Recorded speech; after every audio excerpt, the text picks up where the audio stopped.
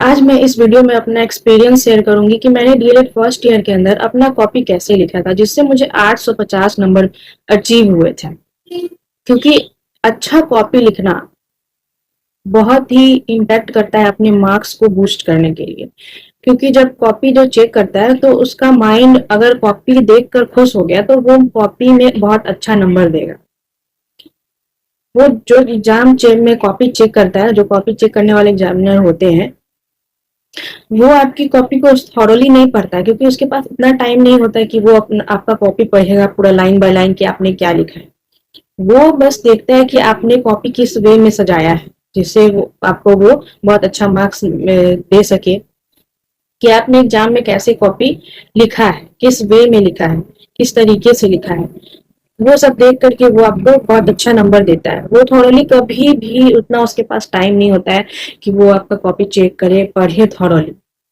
इसमें मैं बताऊंगी कि मैंने अपना एग्जाम में अपने डीएड फर्स्ट ईयर के अंदर अपने एग्जाम में कैसे लिखा था कॉपी, जिससे मुझे 850 नंबर मिल गया थे। मैं ये भी बताऊंगी कि अगर आपको कोई क्वेश्चन ज्यादा मतलब उसके बारे में कुछ नहीं पता है तो उसको कैसे लिखेंगे। तो आप लोग वीडियो को लास्ट तक जो देखिएगा, अंत तक, जिससे आपको कॉपी लिखने में हेल्प मिलेगी, जिससे आपका नंबर भी बहुत अच्छा आ सकता है। क्योंकि कॉपी में लिखना बहुत मैटर करता है और बहुत सारे लोग बहुत सारी गलतियां करते हैं जिसकी वजह से वो फेल भी हो जाते हैं। तो आपको कौन सी गलतियां नहीं करना है जिससे आपको नंबर बढ़ाने में मदद मिले, और कौन सी गलतियां नहीं करनी है जिससे आपकी कॉपी में कम मार्क्स मिले। तो चलिए मैं वीडियो को स्टार्ट करती हूँ। इसके लिए समझाने के लिए मुझे बैक कैमरा करना पड़ेगा, तो मैं कैमरा को बैक करके बता। सबसे पहले मैं आप लोग ये बता देती हूँ कि एग्जामिनेशन हॉल के अंदर आपको जो बिहार बोर्ड से कॉपी मिलती है वो कैसी होती है, किस तरीके का होती है। तो एक कॉपी होती है इस शेप में, जो एकदम चौकोर होती है। वो नहीं होता है सीधा जो हम लोग नॉर्मल कॉपी लिखते हैं ऐसा, वैसा नहीं, बिल्कुल नहीं। इस तरीके की होती है कॉपी, ऐसे रेक्टेंगुलर शेप में। किस शेप में? तो रेक्टेंगुलर शेप में होती है। इस तरीके की कॉपी मिलती है। तो सबसे पहले उसमें जो रहता है, सबसे पहले आपका फोटो रहेगा, नेम रहेगा, सब कुछ लिखा रहेगा, जितना भी आपका डॉक्यूमेंट अपने एडमिट कार्ड में आप लोगों को मिलेगा देखने के लिए।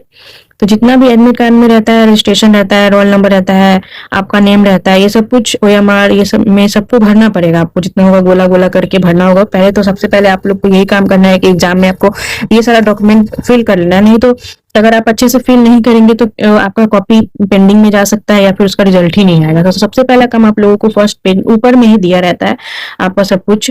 पहले तो आपको कंफर्म कर लेना है कि ये जो कॉपी मिला है वो आप ही का है या नहीं। और कभी भी हम जब भी स्टार्ट करेंगे कॉपी, तो जैसे कि ये कॉपी है, मान लीजिए कि ये कॉपी, तो ये पेज होता है ये पहला, तो उसमें आपका डॉक्यूमेंट ही रहेगा, ये सब पूरा डॉक्यूमेंट भरा रहेगा। तो बहुत सारे बच्चे ये करते हैं कि यहीं से लिखना स्टार्ट कर देते हैं। ये डॉक्यूमेंट वाला पेज है तो यहीं से लिखना स्टार्ट कर दिए। तो ये गलती कभी भी नहीं करना है, क्योंकि क्या होता है कि ये डॉक्यूमेंट है आपका और ये फट जाता है, फट के कहीं चला जाएगा, जिससे में आपका कॉपी चेक होता है उस टाइम वो चला जाता है फट के। तो आपको यहाँ से स्टार्ट करना है, यहाँ से। कभी भी आपको कॉपी में लिखना है तो जो जिसमें आपका डॉक्यूमेंट फिल हो रहा है वो नहीं लिखना है, उसमें कभी नहीं लिखना है। उस वाले पेज को छोड़ करके आपको यहाँ से स्टार्ट करना है। तो स्टार्ट करने से पहले आपको क्वेश्चन दिया जाता है, तो क्वेश्चन में आपको देख लेना है कि पहले आपको जितनी भी गाइडलाइंस है क्वेश्चन की वो पढ़ लेनी है। जैसे कि ये फर्स्ट ईयर का ही क्वेश्चन है, मेरे पास पिछले ईयर के हैं, मैंने जब दिया था वही क्वेश्चन है ये। तो उसमें जितना भी इंस्ट्रक्शन है, इंस्ट्रक्शन फॉर कैंडिडेट, देख सकते हैं आपके यहाँ पे लिखा हुआ है परीक्षार्थियों के लिए निर्देश। तो ये सब आपको पहले पढ़ लेना है कि क्या क्या दिया हुआ है। जैसे इसमें दिया रहता है यथासंभव अपने शब्दों में ही उत्तर देना है, ठीक है।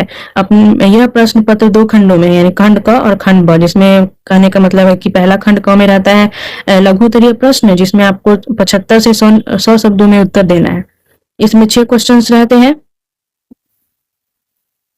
और दूसरा रहता है खंड का, जिसमें आपको 5 लघु उत्तरीय प्रश्न 5 लघु उत्तरीय प्रश्न दिया रहता है, जिसमें से आपको कोई 4 ही करने होते हैं, जिसके लिए आपको 10 अंक मिलता है। तो ये सब कुछ आपको पहले पढ़ लेना है, ठीक है। पढ़ने के बाद आपको लिखना स्टार्ट करना है। तो कैसे लिखेंगे? कैसे लिखेंगे? तो मान लीजिए कि एक कॉपी है, आपको दिया गया है, मैं दिखाती हूँ। तो कॉपी में कभी भी मैं कैसे लिखती थी, अपना एक्सपीरियंस मैं बताती हूँ कि पहले तो क्वेश्चन देख ली, उसके बाद मैं देखूंगी सेक्शन वाइज में पहले मुझे कौन सा सेक्शन से सबसे अधिक आ रहा है। तो कब बहुत लोग होते हैं एक नंबर इधर लिखे उधर लिखे, ठीक है, एक नंबर पहले लिखे, हमको जो पहले आ रहा है वो लिखे। लेकिन क्या होता है ना कि क्रम वाइज अगर आप लिख रहे हैं ना, तो बहुत ज्यादा मतलब टीचर को जैसे कि होता है कि चेक करने टाइम अगर कोई परेशानी नहीं हो रही तो वो खुश होता है आपकी कॉपी को देख के। जैसे कि नहीं कि आप 1 नंबर यहाँ लिखे, फिर यहाँ पे 5 नंबर लिख दे रहे हैं, तो उसको क्या होता है ना कि क्वेश्चन बार बार वो जब भी कॉपी चेक करेगा तो क्वेश्चन भी देखना होता है ना उसको, तो क्वेश्चन दिखेगा, इधर उधर पलटेगा, तो उसका क्या होता है, दिमाग फ्रस्ट्रेट हो जाता है, जिसकी वजह से वो मार्क्स भी कम देता है। तो इसलिए आप पहले ही देख लीजिए कि आपको कौन सा सेक्शन से अच्छा से मतलब आ रहा है क्वेश्चन लिखने में। अगर सेक्शन ए आ रहा है तो सेक्शन ए का ही सबसे पहले से क्वेश्चन स्टार्ट करिए।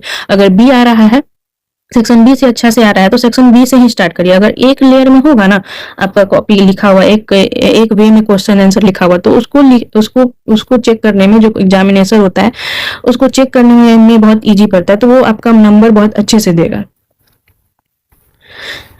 तो मैं क्या करती थी, पहले तो क्वेश्चन पढ़ लेती थी, उसके बाद जो भी खंड से इनको आ रहा है तो सबसे पहले हम क्या करते थे कि कॉपी जो है, एक में हम दिखा रहे थे कॉपी है, तो उसका जो पूरा सेंटर होता है, कॉपी का सेंटर, सबसे पहले तो आपको 1/4 खींचना है, या फिर खींचा हुआ रहेगा, अगर नहीं है तो आपको एक फोल्ड करके ऐसे, मतलब मैं ऐसे फोल्ड करके आपको चौथाई कर लेना है, ठीक है, ऐसे कर लेना है जिससे आपको इजी हो लिखने में। एक चौथाई, बहुत लोग होता है कि यहीं से स्टार्ट करते हैं लिखना, नहीं, आपको यहीं से लिखना स्टार्ट नहीं करना है, कॉपी को सुंदर बनाना है। तो सुंदर बनाने के लिए आपको यहाँ से 1/4 खींच लेना है। तो कॉपी का जो सेंटर होता है उसमें मैं लिखती थी, ब्लैक पेन का यूज करती थी, ब्लैक और ब्लू का, दोनों पेन का यूज करती थी। बहुत लोग बोलेंगे कि ब्लैक और ब्लू यूज करने से टाइम वेस्ट होता है, तो ठीक है, अगर आपको लगता है कि टाइम वेस्ट होता है तो आप ब्लू पेन से ही लिखने का प्रयास करिए, ब्लू पेन से या फिर ब्लैक पेन से। मैं तो ब्लैक पेन का यूज करती थी। ब्लैक पेन से जो कॉपी का सेंटर होता है वहां पे मैं पहले लिखती थी खंड ए लिखने के बाद 2 अंडरलाइन, फिर जो प्रश्न मुझे आ रहा है यानी कि प्रश्न संख्या 1, तो प्रश्न संख्या 1 लिख करके मैं अंडरलाइन करती थी। इससे क्या फायदा होता है, एक तो कॉपी दिखने में सुंदर लगता है, ऊपर से आपका पेज बहुत जल्दी भरता है। जैसे कि देखिए, ये 1 लाइन खा गया, 2 लाइन खा गया, 3 लाइन खा गया, 4 लाइन खा गया, उसके बाद आप लिखना स्टार्ट करेंगे। इससे क्या होगा, कॉपी एक तो सुंदर भी दिख रहा है, ऊपर से आपका पेज भी जल्दी कवर हो रहा है, ठीक है, भर रहा है। तो मैं यहाँ से ये लिखती थी। तो मान लीजिए कि ये क्वेश्चन दिया हुआ है, ये क्वेश्चन है, खंड ए है, मैंने भी यहाँ पे खंड ए लिख दिया। उसके बाद मैंने क्वेश्चन नंबर यहाँ ना लिख के, बहुत लोग यहाँ लिखते हैं, ठीक है, यहाँ भी लिखना सही है, लेकिन एक कॉपी को सुंदर वे में करने के लिए आप सेंटर में लिखेंगे। ऐसे 2 फायदे होंगे, एक तो कॉपी आपकी सुंदर भी दिखेगी और पेज भी बहुत जल्दी भरेंगे। तो क्वेश्चन है, तो एक क्वेश्चन में लिख लिया, क्वेश्चन पर है, बाल विकास की जानकारी एक शिक्षक के लिए क्यों आवश्यक है, ठीक है, क्यों आवश्यक है, तो उसको क्यों आवश्यक है लिखने के लिए, लिखना है मुझे, तो उसके लिए पहले मैं भूमिका लिखूंगी या फिर प्रस्तावना लिखूंगी, ठीक है, लिखने कुछ लाइन उसका लिख दूंगी। फिर उसके महत्व, किसी किसी क्वेश्चन में कारण पूछता है, किसी में कारक पूछता है, किसी में महत्व पूछता है, ठीक है, ऐसे ही करते करते मैं थोड़ा थोड़ा लिखते उसके बाद लास्ट में निष्कर्ष लिखूंगी, कारक लिख दूंगी, महत्व लिख दूंगी, उसके बाद लास्ट में निष्कर्ष लिख दूंगी। तो ऐसा अगर सबको लिखने के बाद एक एक लाइन छोड़ दूंगी, जैसे भूमिका लिखी तो मान लीजिए इतना में हुआ, तो मैं लिखने के बाद क्या करूंगी, एक लाइन छोड़ दूंगी, फिर कारक लिखूं, मान लीजिए इतना में हुआ तो फिर मैं एक लाइन छोड़ दूंगी, फिर महत्व लिखी तो यहाँ पे एक हुआ तो एक लाइन छोड़ दूंगी। ऐसे करते जब मान लीजिए एक दो पेज चला गया तो और वो बहुत सुंदर देखने में लगेगा। जैसे कि मैं दिखाती हूँ, मैं तो सेकेंड ईयर में हूँ, तो मैं अपना रिवीजन कर रही हूँ, तो कैसे लिखती थी, मैं अपना नोट्स बनाती थी। तो देखिए एक क्वेश्चन है, देखिए आप लोगों को दिख रहा होगा, ये S4 का है, आप लोग सेकेंड में जाइएगा तो सेकेंड ईयर में जाइएगा तो S4 का एक सब्जेक्ट है। इसमें एक क्वेश्चन है, आपके व्यक्तित्व में सेल्फ और ईगो से आपका क्या अभिप्राय है। तो मैं कैसे लिखी हूँ, प्रस्तावना लिखी हूँ यहाँ से, फिर इतना दिन हुआ है मैं कुछ जगह छोड़ दी हूँ, सेल्फ इसका अर्थ लिखी हूँ, फिर ईगो का अर्थ लिखी हूँ।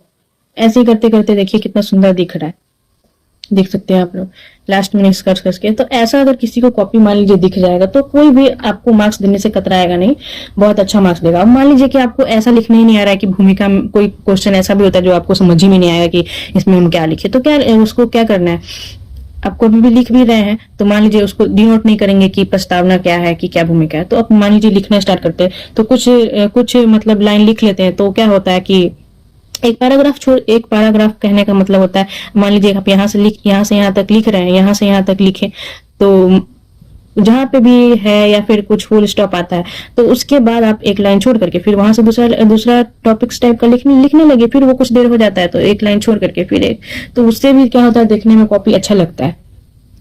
अगर मान लीजिए आपको नहीं लिखने आ रहा है तो आप ऐसा कर सकते हैं। और बहुत जरूरी होता है, जैसे कि आप फर्स्ट ईयर में है तो बहुत सारे मनोवैज्ञानिक के बारे में भी पढ़ना होता है।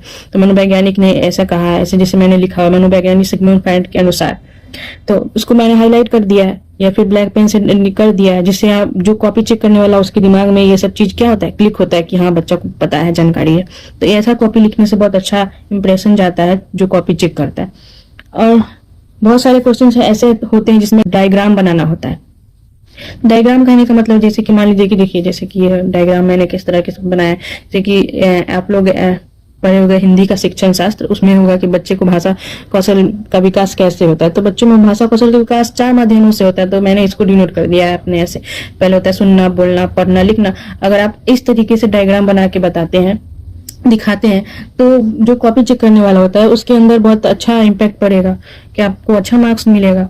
तो इस तरीके से मैंने अपनी कॉपी लिखी थी। आप भी ये यूज कर सकते हैं। ब्लैक और ब्लू पेन के अलावा और कोई पेन यूज मत करिएगा, वो ये दोनों पेन आप लोग यूज कर सकते हैं। तो चलिए अब बात कर लेते हैं कि बहुत लोगों का सवाल रहता है कि कॉपी में कितना पेज मिलता है ना। एग्जाम के अंदर जो कॉपी मिलता है उसमें कितना पेज होता है। तो लगभग 24 पेज के आसपास होता है। ठीक है, 24 पेज के आसपास। 24 पेज कहने का मतलब 1 2 3 ऐसे करके 24 पेज होते हैं। तो 24 पेज में ही आपको आंसर करना पड़ता है। थोड़ा कम पड़ जाता है लेकिन आपको उसी में हटाना पड़ेगा। जैसे कि F1 से लेकर के F4 तक आपको 70 मार्क्स का एग्जाम होता है। तो उसमें तो आपको बेसिकली लिखना ही पड़ता है, बहुत ज्यादा लिखना पड़ेगा। उसके बाद से 35 नंबर का, 40 नंबर का होता है।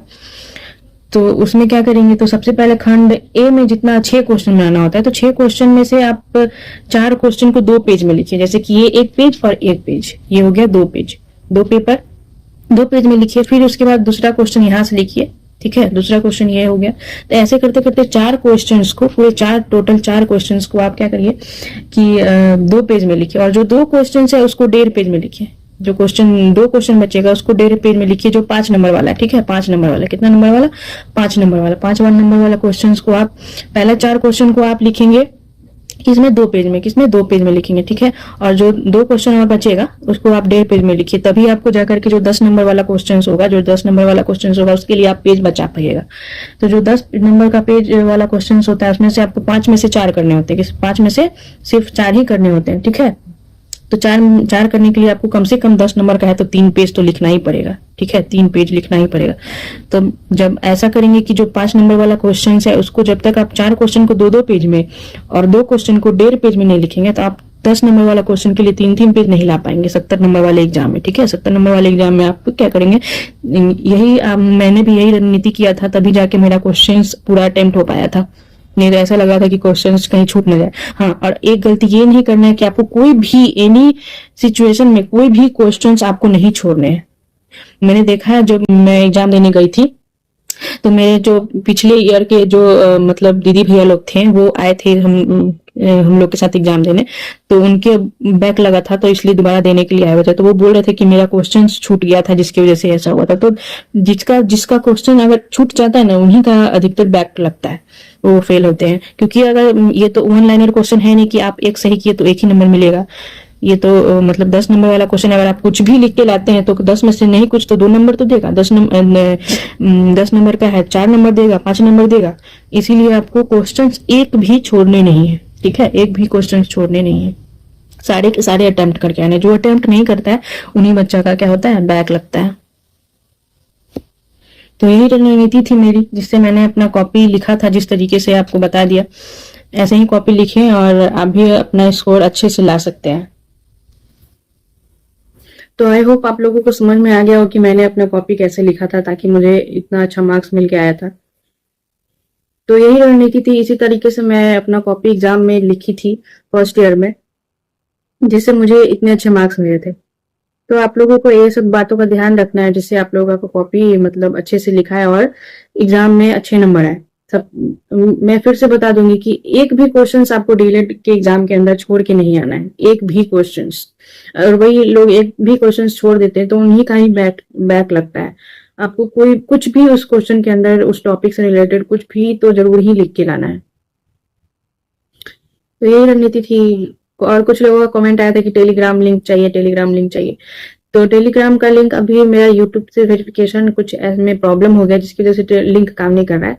तो मैं स्क्रीन पे टेलीग्राम का वो स्कैनर लगा दूंगी, जिससे आप लोग स्कैन करके उस पर जुड़ जाइएगा। और फर्स्ट ईयर का जो नोट्स मैं पिछले वीडियो में बताई थी उसको मैंने अपलोड कर दिया टेलीग्राम पे, तो आप जाकर उसको देख सकते हैं और उसे पढ़ के आप हेल्प ले सकते हैं। तब तक के लिए बाय।